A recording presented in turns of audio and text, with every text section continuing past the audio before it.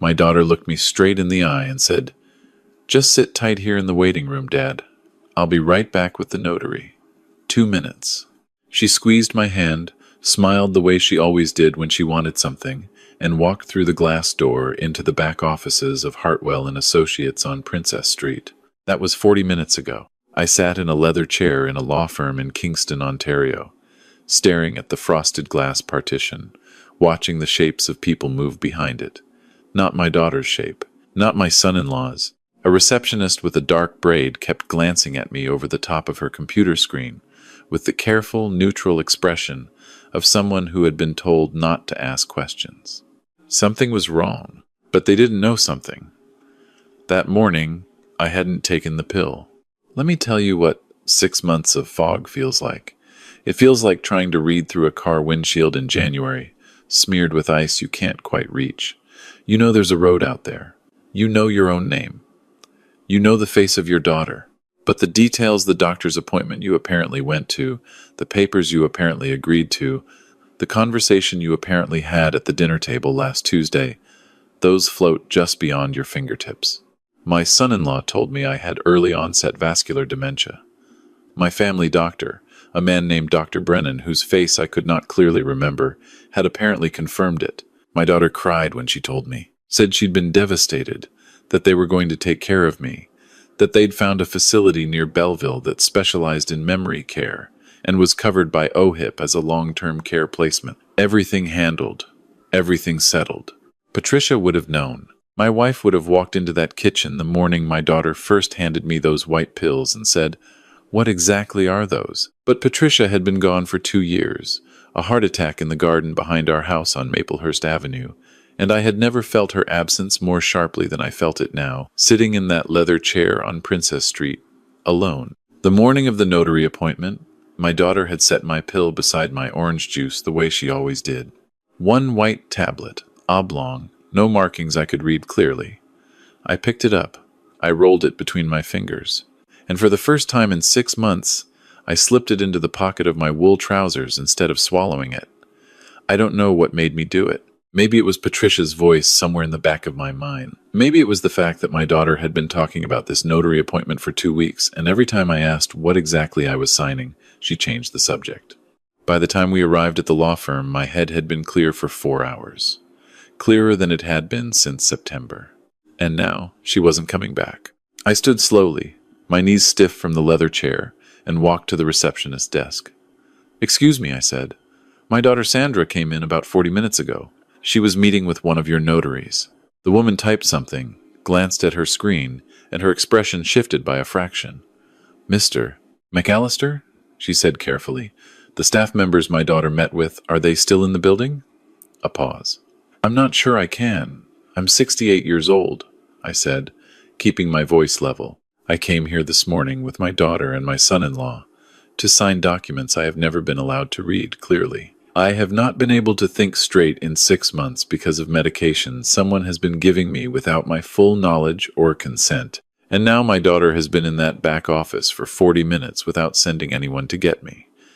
I put both hands on the desk. "I need you to check whether there are any appointments today involving a transfer of property or power of attorney for a George McAllister." The receptionist looked at me for a long moment. Then she typed again. Slowly, her expression went very still. "Mr. McAllister," she said quietly, "I think you should speak with our office manager." Her name was Diane Okafor, a calm woman in her 50s, who led me to a small boardroom with a window overlooking the parking lot. I looked out while she pulled up the file.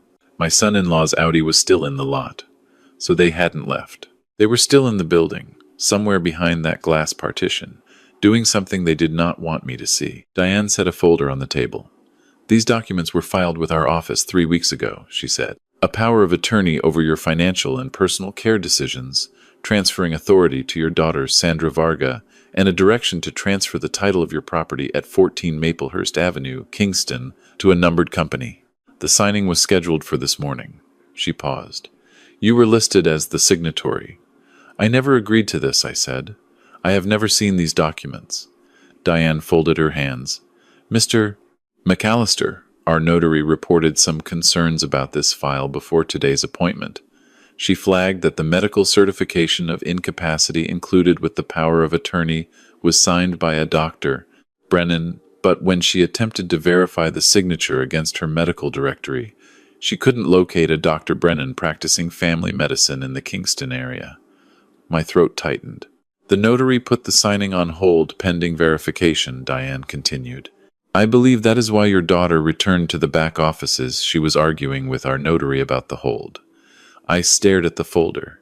My house on Maplehurst Avenue. 41 years in that house. The garden where Patricia died. The back porch, where my grandchildren learned to ride bikes. A numbered company. Do you know what a numbered company means in this context? I asked. Diane was quiet for a moment. It often means the asset becomes very difficult to trace. Outside the window, the Audi's brake lights flickered. Then it pulled out of the parking lot and onto Princess Street, moving fast. They had left without me. I sat down, not because I was confused, because I was so clear I needed a moment to let the clarity settle. Derek had debts. I knew that at the edges of the fog, not the specifics, but the shape of it. The way he'd stopped coming to Sunday dinners for a few months last winter. The way my daughter had started calling more frequently in the fall, warm calls that circled back, gently, to questions about the house.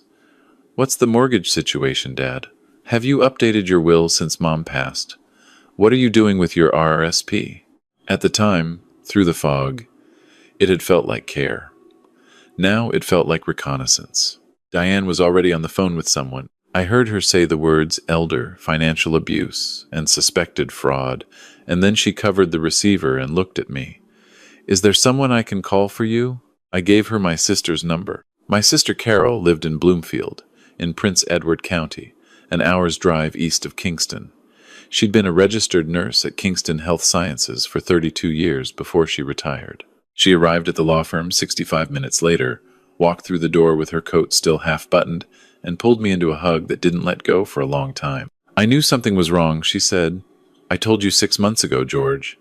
I said those pills looked wrong. I know, I said. I wasn't listening. She pulled back and looked at my face with the clinical directness of someone who has spent decades assessing people in crisis. You're clear right now. I didn't take it this morning. Her jaw set. Then, we're not going anywhere near Sandra or Derek until we know exactly what's been going into your body.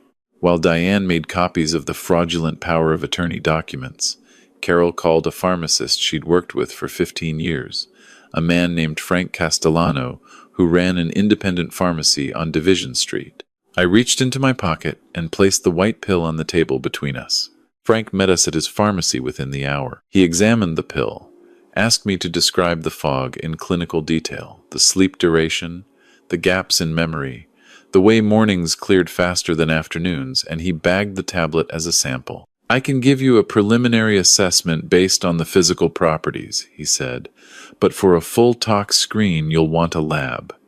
He paused, turning the bag in his hand. George, what you're describing, the duration, the cognitive pattern, the way it cleared within hours of not taking it, this is not consistent with a dementia medication. Dementia medications don't make you worse. They modulate. They don't create fog on a schedule and then lift it the moment you skip a dose. What is it consistent with? Carol asked. Frank looked at her steadily. Benzodiazepine, possibly combined with a mild sedative. At sustained daily doses in a man his age, you'd get exactly this presentation. Confusion, memory gaps, fatigue, emotional flatness, and it would clear reasonably fast if he stopped. He put the sample bag in his coat pocket. I'll call Dr. Patel at the hospital. She can order a blood panel today. The lab results came back at 6 in the evening. Dr. Patel, a quiet woman with a direct manner, sat across from us in a small consultation room at Kingston General and read from the results without preamble. Clonazepam and zopiclone, both present at elevated therapeutic levels. Daily ingestion over a sustained period. Not prescribed to me by any physician in the provincial health database. Not listed on my OHIP medication profile. Not, she said with careful precision, a treatment for vascular dementia. What it is, she said, is a chemical sedative regimen. Someone has been giving you 2 medications that are typically prescribed short-term for anxiety and sleep disorders, at doses sustained long enough to produce the symptoms you've been experiencing. This is a recognized pattern in elder abuse cases. She set the paper down. Mr. McAllister, I'm obligated under Ontario law to make a report to the Seniors Safety Line and to flag this with Kingston Police Services. I told her to go ahead. We drove to Carol's house in Bloomfield that evening, the October dark coming down fast over the county roads. Carol's place was a white frame farmhouse set back from a gravel lane, surrounded by apple trees. Inside, it smelled like wood smoke, and the casserole she'd had simmering since that morning, before any of this had happened, before the world had rearranged itself. My daughter texted twice during the drive. Dad, where are you? We're worried. Derek says you left the office before the signing. Please call us. Then, 30 minutes later, we've been calling the law firm. The notary is causing trouble about the documents, but everything is fine. Please come home so we can explain. I put the phone face down on Carol's kitchen table and did not respond. Carol poured tea. We sat. Tell me about Derek, she said. I told her what I knew through the fog, and what I was beginning to reconstruct now that the fog was clearing. Derek Varga, my son-in-law, 44 years old, had worked in commercial real estate development in Ottawa before he and my daughter moved to Kingston 3 years ago. He'd explained the move as a lifestyle choice, slower pace, better for the kids. But thinking back, and I could think back now, pulling memories that had been submerged for months, my daughter had seemed less certain about it than he had. There had been a mention of an investment that hadn't worked out, a project in Gatineau that collapsed, a number my daughter mentioned once and then never mentioned again, $340,000. I think he's in debt, I said. I think he's been in debt since before they moved here. Carol wrapped her hands around her mug. And your house? And my RRSP, I said. My TFSA. My company pension survivor benefit from Hydro One. My CPP. If someone had a valid power of attorney over my financial affairs, they could access everything. Carol finished. She stared at the table. How much? Total? The house is worth somewhere near $700,000. The registered accounts are just under $300,000. The pension income would show to a lender as collateral for a significant loan. She swore quietly. George, that's $1 million. It's Patricia's half too, I said. We built that. My phone lit up on the table. Not a text. A call from a number I didn't recognize. I answered on the third ring. It was my granddaughter. She was 20 years old, finishing her second year at Queen's. Her voice was tight and low, like she was in a room and didn't want to be overheard. Grandpa, she said, I'm at Mun and Dad's. Dad came home about an hour ago, and he's been on his phone ever since, talking to someone I don't know, and Mum's been crying in the bedroom. She paused. Something happened today, didn't it? Yes, I said. Something happened. Are you okay? I'm better than I've been in 6 months. Silence. Then, the pills. Her voice was barely audible. I thought about the pills sometimes. You weren't yourself? You weren't anything like yourself. I kept telling myself it was I didn't want to think, sweetheart. They've been drugging you. I could hear her trying to keep her voice from breaking. Yes. Grandpa, what do I do? Right now, I said. I need you to leave that house. Go back to campus. Do not let them know you've spoken to me. But please, I'll explain everything tomorrow. I just need to know you're safe. A long exhale. Okay. I'm leaving. Call me when you're in your residence. I will. She hesitated. Grandpa, I should have said something sooner. I should have pushed harder. You're 20 years old, I said. You trusted your parents. There was nothing wrong with that. The line went quiet for a moment. Then she said, I'm going to help you. Whatever you need, I'm going to help. She called back 40 minutes later from her residence hall on campus, her voice steadier. I told her to stay there and not answer her parents' calls that night. The Kingston Police Services officer who came to Carol's farmhouse the following morning was a staff sergeant named Patricia Hoole. The coincidence of the name was not lost on me, who specialized in elder abuse and financial crimes. She was in her late 40s, methodical, unhurried in the way of someone who understands that moving fast on the wrong evidence is worse than moving carefully on the right kind. She read through the documents from the law firm. She reviewed Dr. Patel's lab results. She listened to my account of the past 6 months from the beginning, and she listened without interrupting, which I appreciated. Mr. McAllister, she said when I finished, I want to be straightforward with you. Based on what you've described and the physical evidence you've provided, we have grounds to open a criminal investigation under multiple sections of the Criminal Code of Canada, including criminal negligence, fraud over $5,000, and depending on what the full toxicology returns, potentially forcible confinement. She paused. I also want you to know that Ontario's Substitute Decisions Act has very specific provisions about the circumstances under which a power of attorney can be granted. A fraudulent medical certification alone is sufficient to void any documents signed under it. The law firm has already flagged this to the Law Society. What about my daughter? Carol asked quietly. Sergeant Howell looked at me, not at Carol. That depends on what we find when we start following the money, she said. Fraud of this nature often involves a dominant party and a complicit one. We need to determine who initiated this and who was following along. That question stayed with me all day. My daughter called 4 times that morning. My son-in-law called twice and then, tellingly, stopped. I did not answer.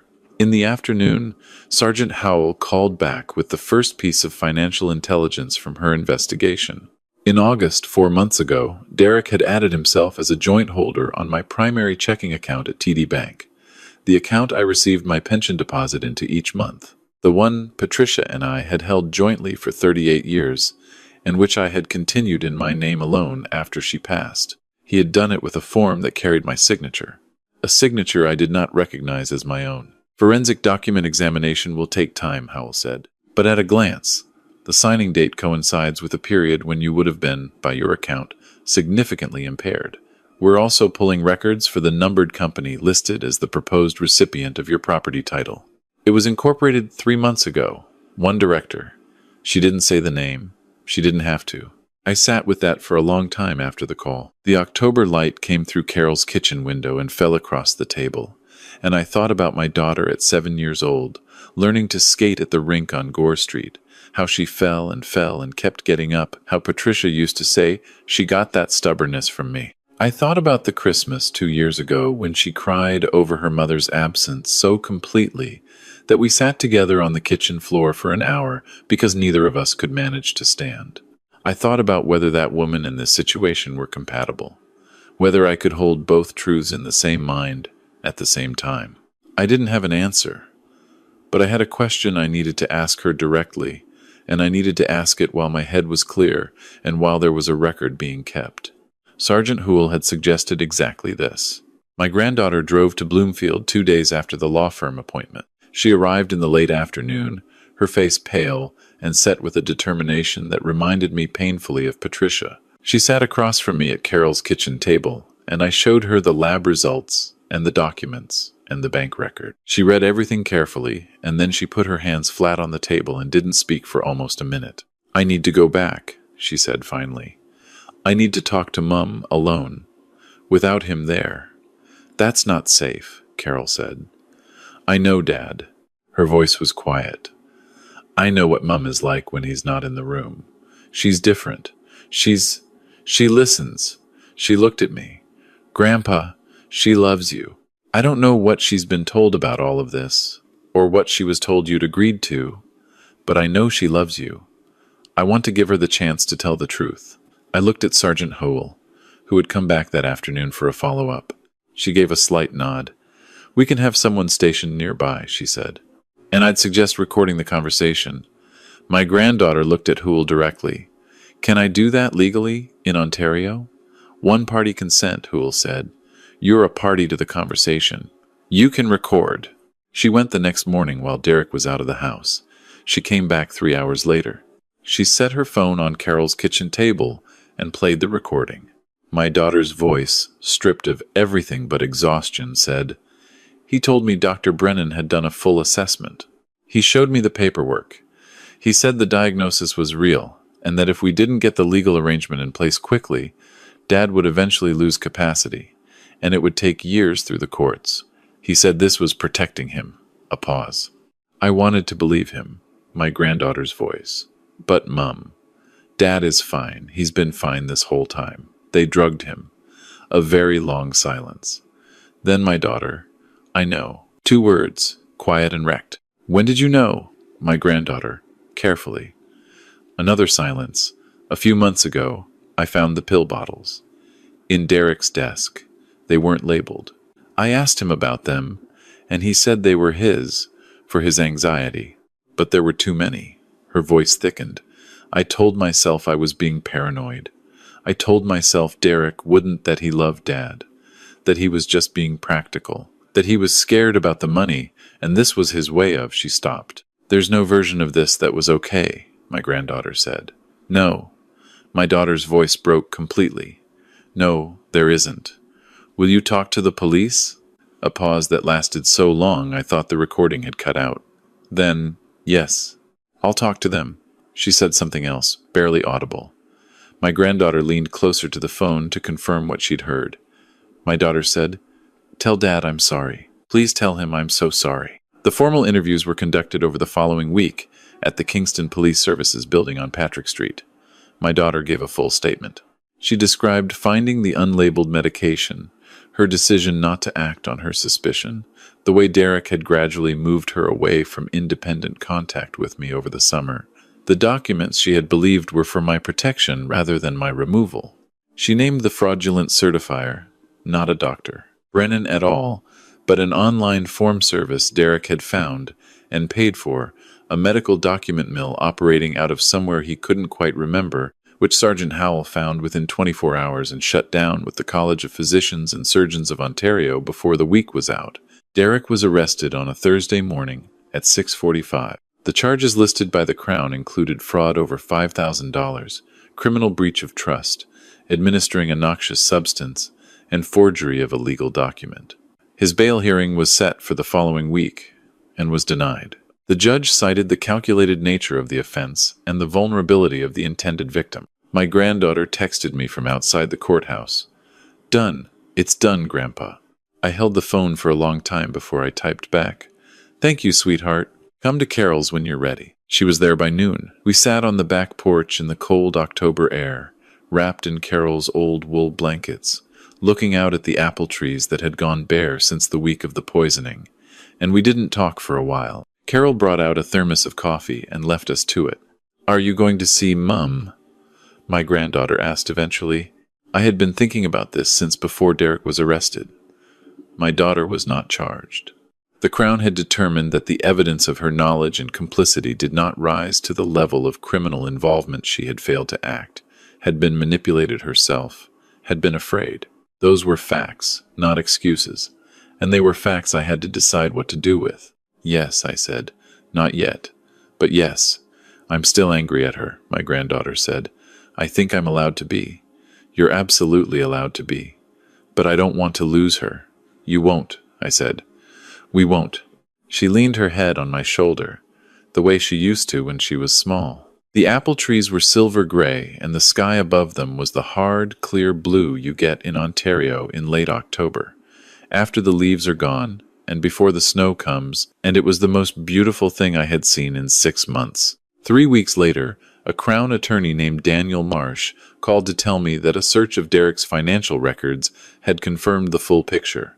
He had borrowed against a private equity collapse in 2021, lost $380,000 on leveraged investments in a Gatineau development project, and had been servicing that debt through a combination of personal credit lines and a line of credit he had opened without my knowledge against the equity in my Maplehurst Avenue property, using documents he had forged the previous year.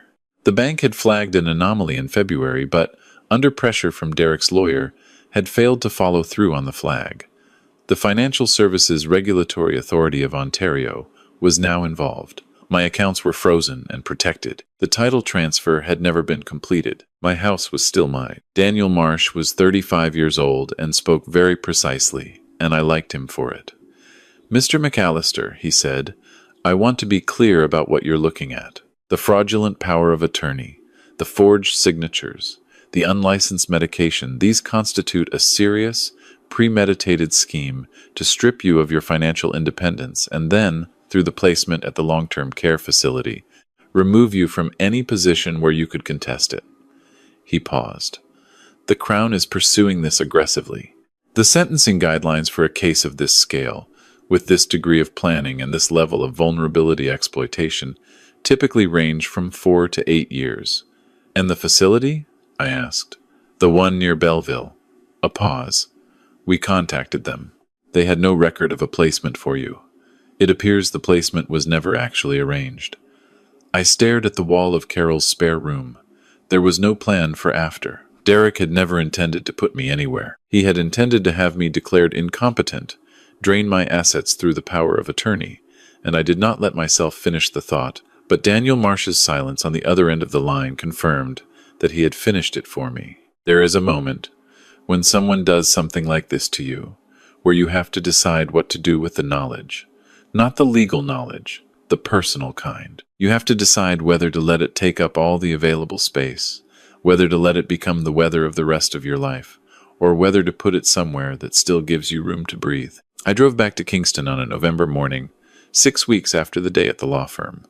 The 401 was quiet, the fields on either side of it flat and brown and enormous under the gray sky. I pulled into my driveway on Maplehurst Avenue and sat in the car for a moment looking at the house. The red maple in the front yard had dropped all its leaves. The front window still had the curtain Patricia chose. Everything else looked the same. My granddaughter was waiting on the front step with her key. She had moved back temporarily, said she didn't want me in the house alone until I was ready. She stood up when she saw the car and raised her hand. I got out and walked up the path. Inside, everything was in its place. The wedding photo on the hall table, Patricia's cardigan still on the hook by the door where I had never moved it.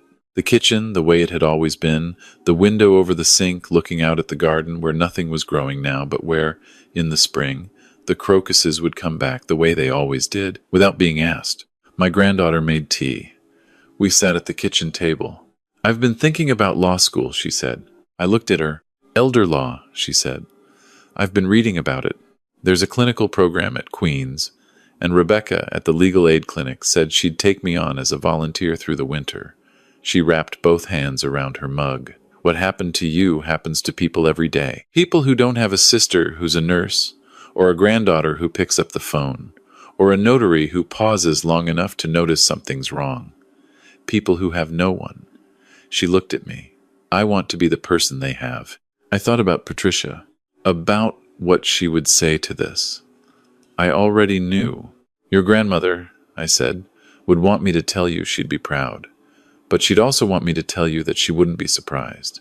She said when you were about 7 years old that you were going to either become a lawyer or run for office, and she wasn't sure the world was ready for either." My granddaughter laughed. It was the first time I'd heard her laugh since October, and it filled the kitchen completely. Outside, the garden was bare. Underneath it, 6 months of slow recovery waited, patient as crocuses. The fog was gone. My name was my own. My house was my own. My mind was clear and full, and absolutely, finally mine. I am not the same man I was before this happened. I am more careful.